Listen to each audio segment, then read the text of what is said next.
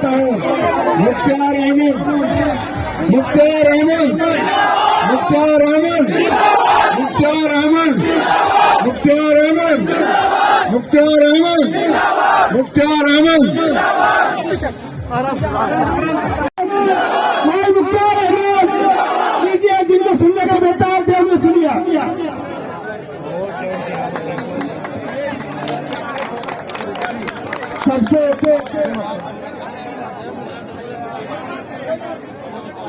साथियों, सबसे पहले आप सब सुबह 10 बजे से यहाँ बेसब्री से हजारों की तादाद में इंतजार कर रहे हैं। उसके लिए मैं आप सबसे देरी से आया, इसके लिए मैं क्षमा चाहता हूँ, आपसे माफी मांगता हूँ। सच्चाई ये है, पूरा इलाका जिस तरह से आप इलाके के जिम्मेदार लोगों के 36 बिरादरी के फैसले के साथ, उलमाओं के फैसले के साथ जिस तरह से इलाके का जनसैलाब उमड़ा था, कामा से लेकर एक एक पद पर, एक एक पेड़ पर आपके स्वागत और आपके सम्मान में इलाके का बच्चा खड़ा था, इसलिए आपको पहुंचने में देरी हुई। मैं सलाम करता हूँ इस इलाके के तमाम नौजवानों को, तमाम जिम्मेदार लोगों को जो आज भी बिरादरी के फैसले का इतना बड़ा मान रखते हैं, उलमाओं के और संतों के फैसले का इतना बड़ा मान रखते हैं। मैं आप सबका दिल से धन्यवाद देता हूँ, आप सबका आभार व्यक्त करता हूँ। साथियों, बहुत संक्षिप्त में मैं कोशिश करूंगा मैं आप तक पहुंच पाऊं। मैंने करीब 15 साल दिल्ली की बड़ी बड़ी कंपनियों में और देश के बड़े बड़े ओहदेदार लोगों के साथ बैठना उठना मेरा रहा। इस सब में मैंने इतना जाना समझा कि अगर किसी इलाके को, किसी मुल्क को, किसी समाज को अगर आगे बढ़ाना है तो उसके नेताओं का, उसके जिम्मेदारों का ठीक होना सबसे अहम है, सबसे जरूरी है।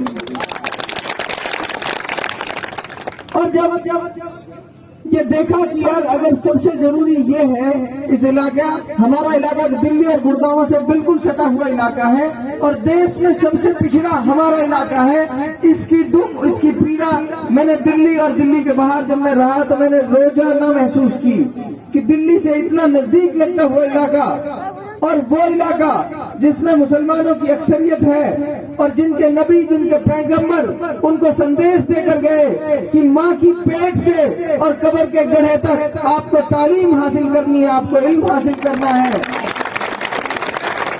उस कौम और उस समाज के लोग शिक्षा में सबसे पिछड़ गए और जिसके नबी ने ये कहा अगर इल्म हासिल करना हो चाहे चीन तक जाना पड़े, आपको चीन तक जाना है। उस कौम और उस इलाके के लोग एजुकेशन में पूरे देश और पूरी दुनिया में पिछड़ गए। ये कैसे हो सकता है?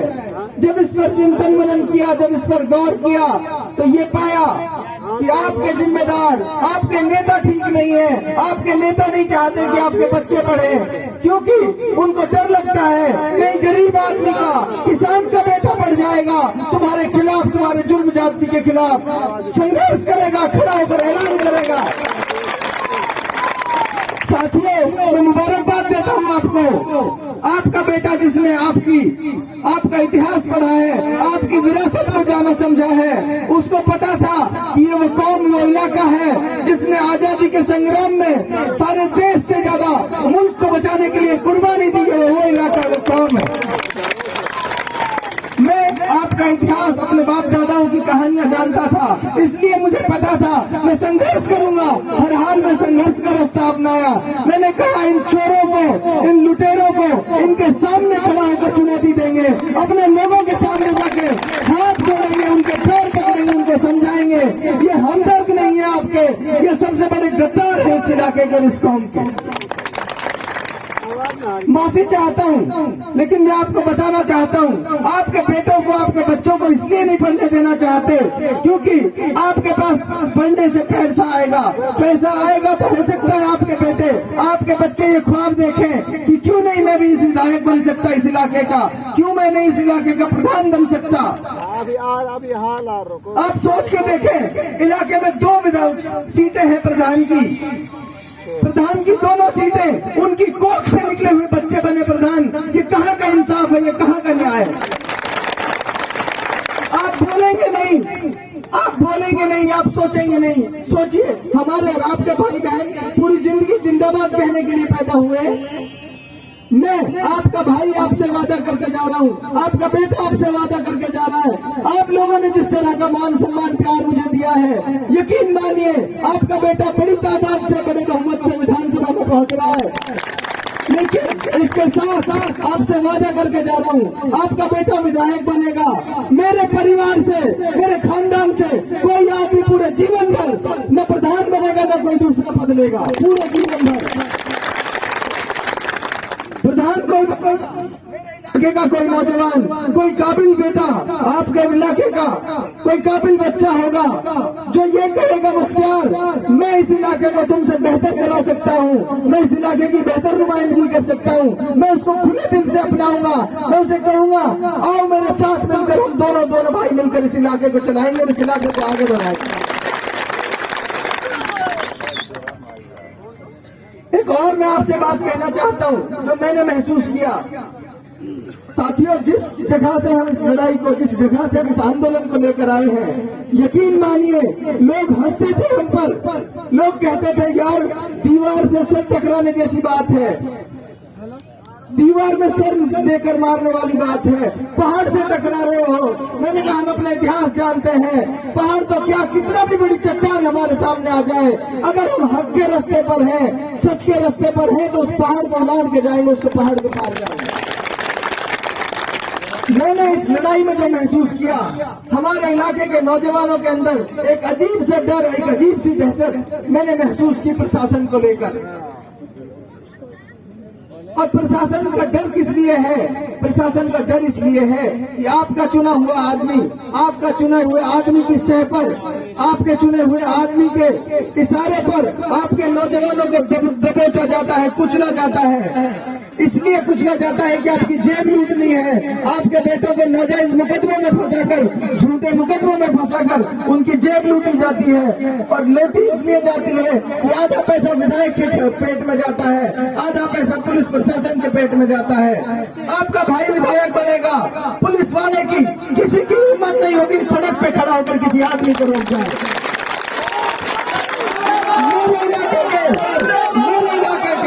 मेरे इलाके के किसी आदमी को नाजायज को पुलिस वाला रोक के दिखा दे, उसकी मजाल नहीं, उसकी हिम्मत नहीं।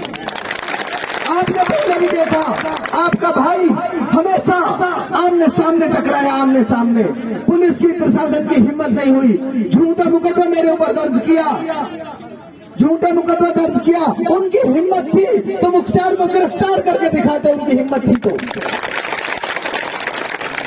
मेरे ऊपर 5,000 की लूट का मुकदमा दर्ज कराया, आज भी पेंडिंग है, लेकिन हिम्मत नहीं है मुख्तार को अरेस्ट करके दिखा दें। आपका बेटा, आपका भाई पढ़ा लिखा है, सारे अधिकार जानता है आपके, और आपसे वादा कर रहा हूँ अगले 5 साल के अंदर अंदर मुख्तार का ख्वाब है, मुख्तार का सपना है, इस इलाके से हजारों मुख्तार आपको तैयार करके दूंगा, पैदा करके दूंगा। आप भरोसा रखिए। अब से 5 साल पहले, 8 साल पहले 2015 में जब मैंने सीए क्वालिफाई किया था, तब भी मैंने यही कहा था। एक पत्रकार बंधु ने मुझसे पूछा था कि आपका सपना क्या है, आपका ख्वाब क्या है। मैंने ये कहा उस दिन भी उसको, मेरा ख्वाब ये है कि पूरी दुनिया में अच्छी शिक्षा व्यवस्थाओं की कहीं बात हो तो मेरे इलाके का भी नाम उसमें आना चाहिए कि उस इलाके में दुनिया की सबसे अच्छी शिक्षा व्यवस्था है। उस दिन से आज तक उसी ख्वाब के तामीर में और उसी ख्वाब को जमीनी हकीकत में बदलने के लिए रात दिन काम कर रहा हूं। और आप भाइयों से वादा कर रहा हूं, मैंने जब राजनीतिक जीवन की शुरुआत की थी, पहला उद्देश्य मेरा यह था कि पूरे जीवन भर आपका भाई इस इलाके में जाति धर्म के नाम पर कोई भेदभाव नहीं करेगा। पहला उद्देश्य मेरा यह था, क्योंकि मेरा मजहब, मेरा धर्म ये सिखाता है कि किसी से जाति धर्म के नाम पर भेदभाव मत करो। और इंसानियत भी यही सिखाती है, दुनिया के तमाम धर्म और मजहब यही सिखाते हैं कि किसी भी इंसान से जाति धर्म के नाम पर भेदभाव मत करो। यही मुख्तार के जीवन का, मुख्तार के राजनीतिक जीवन का पहला उद्देश्य है। पूरे जीवन भर मुख्तार किसी से जाति और वोट नहीं मांगेगा, आपसे वादा करके जा रहा है। 36 बिरादरी के लोगों के साथ इंसाफ करके मुख्तार दिखाएगा। मुख्तार का भाई भी अगर गलत होगा, मुख्तार उसको इंसाफ की तरफ में तोड़ कर दिखाएगा और इंसाफ करके दिखाएगा। दूसरा मेरा उद्देश्य राजनीतिक जीवन में जब मैं आया, मैंने पहले दिन भी कहा, दूसरा उद्देश्य मेरा यह होगा, हर गरीब और अमीर आदमी के बच्चों को अच्छी से अच्छी तालीम देना मुख्तार का काम है, मुख्तार की जिम्मेदारी होगा। किसी भी आदमी को अपने बच्चों को पढ़ाने के लिए सोचने की जरूरत नहीं होगी। ये वीडियो है, सारे ऑनलाइन है, आप सब ये सब मौजूद रहेंगे। बहुत दिन की बात नहीं है, मात्र 20 दिन बाद ये रिजल्ट भी आ जाएगा। 20 दिन बाद से मेरा काम शुरू हो जाएगा। किसी भी आदमी को अपने बच्चों को पढ़ाने के लिए सोचने की जरूरत नहीं पड़ेगी। आप मेरे पास ले आना बच्चों को और कहना ये तुम्हारी जिम्मेदारी है, तुम्हारा काम है। बहुत इलाके के तमाम जो मुद्दे हैं, इलाके की तमाम जो परेशानियां हैं, ये इलाका जिस इलाके में मैं खड़ा हूं, ये इलाका रोजगार का एक ऐसा केंद्र है जहां से इस इलाके की अर्थव्यवस्था चलती है, जहां से इस इलाके का रोजी रोटी चलती है। इस इलाके की रोजी रोटी जहां से चलती है, वहीं उस रोजी रोटी पर हर रोज डाका डाला जाता है। बारूद की पेटी पर 500 रुपए विधायक को जाते हैं, एक पेटी पर। जिस दिन आपके भाई की कलम में ताकत होगी, 5 पैसे अगर मैं किसी से बारूद की पेटी पर ले जाऊं, मुख्तार का कान पकड़ देना। बारूद की पेटी जितने की आती है उतने की बिकेगी। रॉयल्टी के नाम पर चल रही गुंडागिर्दी, रॉयल्टी चल रही है, 50 रुपए टन की रॉयल्टी है और 65 रुपए टन लेते हो, 90 रुपए टन साथी बता रहे हैं। इसका मतलब 50 करोड़ रुपए हर साल, 50 करोड़ रुपए हर साल आपसे लूटा जाता है, आपकी जेब से। आपसे वादा कर रहा हूं, रॉयल्टी के नाम पर 1 पैसा आपसे गलत नहीं लिया जाएगा, 1 पैसा। व्यापारियों के संघ के साथ बैठकर इस इलाके की बेहतरी के लिए अच्छे से अच्छे रोड बनाने का काम आपका भाई करके दिखाएगा। बिजनेसमैन, जो आदमी बिजनेस करता है, 2 पैसे का धंधा करता है, उसके धंधे में जो आसानियां हो सकती हैं, जो आसानियां उसके लिए पैदा की जा सकती हैं, हर वो आसानी उसके लिए पैदा की जाएगी। इलाके के लोग जब पैसा कमाएंगे, इलाके के लोग जब के पास जब पैसा आएगा, तो ये इलाका अपने आप तरक्की करेगा, इस इलाके में अपने आप खुशहाली आएगी। इसलिए आपसे कहता हूं, ट्रक यूनियन की, मैं अभी आ ही रहा था उस बात पे, आपने याद दिला दी मुझे।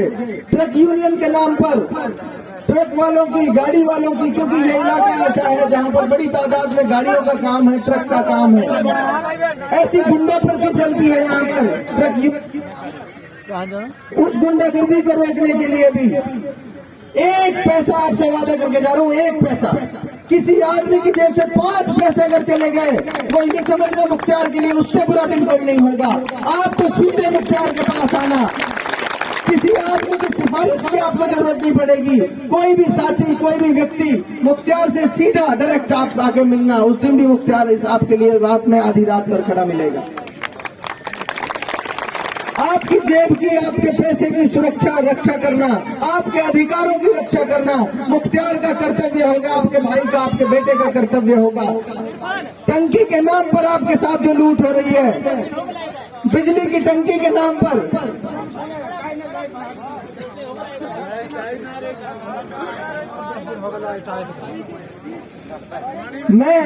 आप चिंता मत करो, टॉर्च का निशान आपको ऊपर वाले ने दिया, तमाम अंधेरे मिटाने का काम करेंगे, तमाम अंधेरे। मैंने पहले भी कहा, फिर कह रहा हूं, जिस जगह से ये आंदोलन आया है, ये मान लो अल्लाह की बड़ी मदद, खुदा की बड़ी मदद आप लोगों के साथ है। टॉर्च का निशान आपको इशारा है, आपको संदेश है, आपको मैसेज है। जितना ज्यादा टॉर्च जलाओगे, जितने ज्यादा टॉर्च के निशान को दबाओगे, उतना ही अंधेरा आपका छटता चला जाएगा, अंधेरे के बादल छटते चले जाएंगे। बिजली के नाम पर जो गुंडागिर्दी हो रही है, बिजली की टंकी के नाम पर कोई 1 पैसा बिजली की टंकी के नाम पर आपसे ले जाए, उसका गिरबान पकड़ लेंगे, उसकी गर्दन पकड़ लेंगे वहीं जाकर।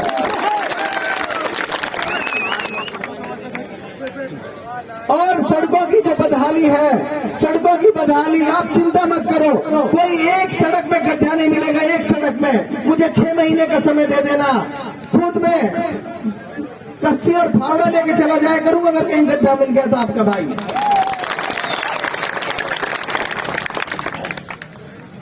दूसरी,